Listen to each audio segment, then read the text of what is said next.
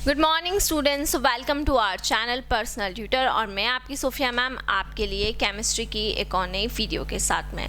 तो हम यहाँ पर पढ़ रहे हैं बीएससी फर्स्ट ईयर का हम केमिस्ट्री पढ़ रहे हैं, जिसमें हमारा पार्ट चल रहा है physical chemistry. So physical chemistry हम यहाँ पर पढ़ रहे हैं और फिज़िकल केमिस्ट्री में हमारी चल रही है यूनिट नंबर 5, जो मैंने अभी अभी आप लोगों के लिए स्टार्ट किया। सो हम यहाँ पर यूनिट नंबर 5 को डिस्कस करने वाले हैं, यूनिट नंबर 5 को पढ़ने वाले हैं।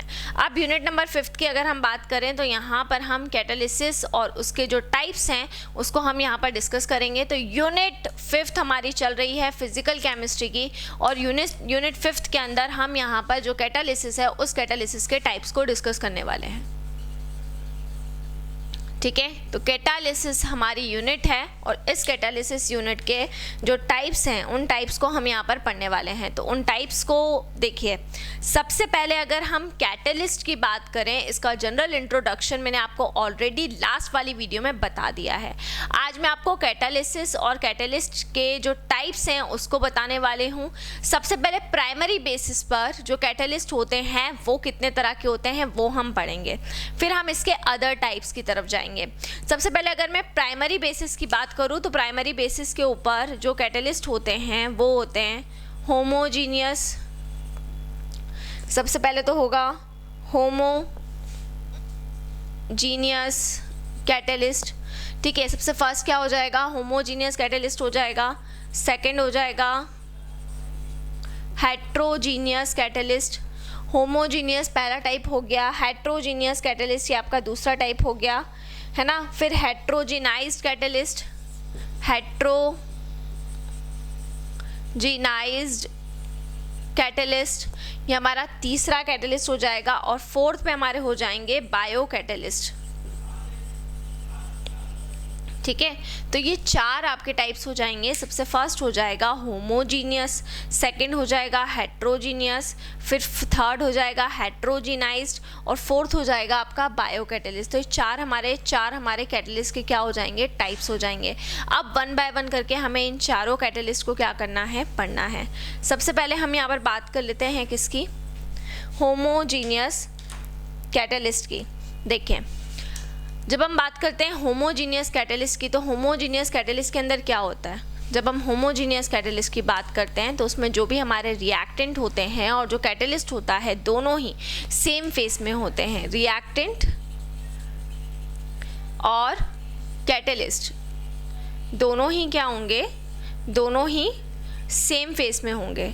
तो जब दोनों ही सेम फेस में होते हैं तो इस तरह के कैटालिसिस को क्या बोला जाता है, होमोजीनियस कैटालिसिस बोला जाता है। सबसे पहले तो दोनों ही क्या होंगे, दोनों ही हाई होमोजीनिटी को रिप्रेजेंट करेंगे, हाई होमोजीनियस कैरेक्टर को रिप्रेजेंट करेंगे। रीज़न इज़ दैट कि दोनों की ही जो आपकी फेसेस हैं, है ना, वो क्या हैं, वो ज़्यादा हैं, जिसकी वजह से रिएक्टिविटी भी ज़्यादा हो जाएगी और सिलेक्टिविटी भी ज़्यादा हो जाएगी। अगर हम जिसकी वजह से बात करें रिएक्टिविटी की, तो रिएक्टिविटी भी जिसकी वजह से ज़्यादा हो जाएगी। और अगर हम बात करते हैं यहाँ पर सिलेक्टिविटी की, तो सिलेक्टिविटी भी क्या हो जाएगी, सिलेक्टिविटी भी ज़्यादा हो जाएगी। ठीक है, तो यहाँ पर अगर हम बात करते हैं होमोजीनियस कैटालिसिस के एग्जाम्पल की, तो होमोजीनियस कैटालिसिस में हम कई एग्जाम्पल को यहाँ पर डिस्कस करते हुए आ रहे हैं। ठीक है, होमोजीनियस कैटलिस्ट के अंदर आपका क्या रहेगा कि दोनों ही चीज़ें जो रहेंगी, जो फेसेस रहेंगी वो दोनों ही क्या रहेंगी, सेम रहेंगी। जैसे मैं आपको एक एग्जांपल बताती हूँ कि जब हम हाइड्रोलिसिस करवाते हैं इथाइल एसीटेट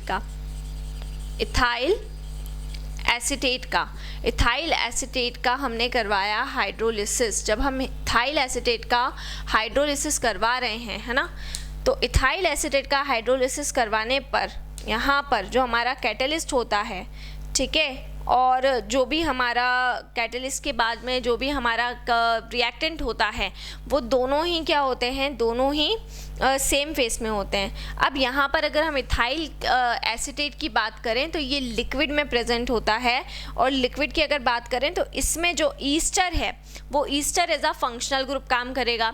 हाइड्रोलिसिस का मतलब क्या होगा, हाइड्रोलिसिस का मतलब होगा हम रिएक्शन करवाएंगे H2O के साथ में, तो H2O ऑलरेडी लिक्विड होता है, यहाँ यहाँ पर ये इसके अंदर ईस्टर रहेगा और ये लिक्विड स्टेट के अंदर रहेगा, है ना। तो यहाँ पर हम डाइल्यूट सल्फ्यूरिक एसिड का यूज़ करते हैं इथाइल एसीटेट के हाइड्रोलिसिस में, और वो भी कौन से फॉर्म में होता है, वो भी क्योंकि लिक्विड के फॉर्म में होता है, ठीक है। तो वो भी हमारा कौन से फॉर्मेशन में हो गया, वो भी हमारा लिक्विड के फॉर्म में हो गया। लिक्विड के फॉर्म में होने की वजह से यहाँ पे सारी चीज़ें, सारे फेसेस कैसे चल रहे हैं, सेम चल रहे हैं। देखिए इथाइल एसीटेट भी सेम फेस में चल रहा है, जो वाटर एज अ लिक्विड है वो भी सेम फेस में चल रहा है, और जो हमने सल्फ्यूरिक एसिड के प्रेजेंस में वो जो रिएक्शन करवा रहे हैं वो भी सेम फेस में। देखिए इथाइल एसीटेट का फॉर्मूला होगा CH3COOC2H5, CH3COOC2H5। ये कौन सी फेस हो गई इसकी, लिक्विड की फेस हो गई। इसमें हम बात करेंगे H2O की, तो H2O भी कौन सी फेस में हो गया है, H2O भी लिक्विड फेस के अंदर हो गया है, और जब हम इसका हाइड्रोलिसिस करवाएंगे तो हम H2SO4 की प्रेजेंस में करवाएंगे, तो ये भी हमारा जो रहेगा वो लिक्विड फेस में ही रहेगा। तो तीनों चीज़ें हमारी काय में रहेंगी, तीनों चीज़ें हमारी लिक्विड फेस के अंदर चल रही हैं। देखिए इथाइल एसीटेट भी लिक्विड फेस में चल रहा है, वाटर भी लिक्विड फेस में चल रहा है, और अगर हम बात करते हैं सल्फ्यूरिक एसिड की यानी कि H2SO4 की, तो वो भी हमारा किस में चल रहा है, वो भी हमारा लिक्विड फेस में चल रहा है। तो तीनों ही चीज़ें जो हमारी चल रही हैं वो कौन से फेस में चल रही हैं, तीनों ही चीज़ें हमारी लिक्विड फेस के अंदर चल रही हैं। अब यहाँ पर जब हम हाइड्रोलिसिस करवाते हैं, ठीक है, तो इस पर्टिकुलर रिएक्शन के अंदर क्या हो रहा है, तीनों ही लिक्विड में है, तीनों की फेस सेम है। अगर इसमें से एक भी अगर चेंज होता तो फिर वो होमोजीनियस नहीं होता। सारी ही चीज़ें एक ही सेम फेस में चलती हैं तो वो होमोजीनियस कैटालिसिस होता है। इसके अलावा मैं एक और रिएक्शन आपको बता सकती हूँ होमोजीनियस की। सल्फर डाइऑक्साइड जब हम लेते हैं SO2, इसमें हम ऑक्सीजन से रिएक्शन करवाते हैं O2 के साथ में। सल्फर डाइऑक्साइड का हम ऑक्सीडेशन करवाते हैं। ये रिएक्शन आपने कहाँ पर देखी होगी, ये रिएक्शन जब हम कांटेक्ट प्रोसेस करते हैं सल्फ्यूरिक एसिड को बनाने की मेथड ऑफ प्रिपरेशन, जब हम कांटेक्ट प्रोसेस करते हैं तो उस कांटेक्ट प्रोसेस के अंदर ये जो भी उस कांटेक्ट प्रोसेस के अंदर ये हम इस रिएक्शन का यहाँ पर यूज़ करते हैं। तो सबसे पहले हो जाएगा सल्फर डाइऑक्साइड, फिर हो जाएगा ऑक्सीजन, और NO की प्रेजेंस में यहाँ पर गैसियस स्टेट में हम रिएक्शन करवाएंगे। तो SO2 गैसियस स्टेट में होती है, O2 भी कौन सी स्टेट में होगी, O2 भी गैसियस स्टेट में होगी, और ये जो नाइट्रोजन डाइऑक्साइड होती है ये भी नाइट्रोजन ऑक्साइड होती है, ये भी कौन सी स्टेट में होती है, ये भी गैसियस स्टेट में होती है। तीनों ही किस में चल रही हैं, तीनों ही गैसियस स्टेट में चल रही हैं। तो यहाँ पर बन जाएगा 2SO3, ये भी कौन से फेस में चला जाएगा, ये भी आपका गैसियस फेस में चला जाएगा। तो SO2 भी गैसियस हो गई, O2 भी गैसेस हो गई, NO भी गैसेस हो गई, और SO3 भी गैसेस स्टेट में हो गई। तो अब यहाँ पर ये पूरी रिएक्शन में आप देख सकते हैं जो रिएक्टेंट था सल्फर डाइऑक्साइड था वो भी गैस में था, O2 लिया वो भी गैस में था, NO भी गैस में था। तो ये आपका किसका एग्जाम्पल हो गया, ये भी आपका होमोजीनियस कैटालिसिस का एग्जाम्पल हो गया।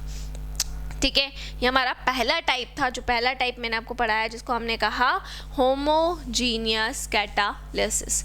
सेकेंड टाइप हम यहाँ पर देख लेते हैं।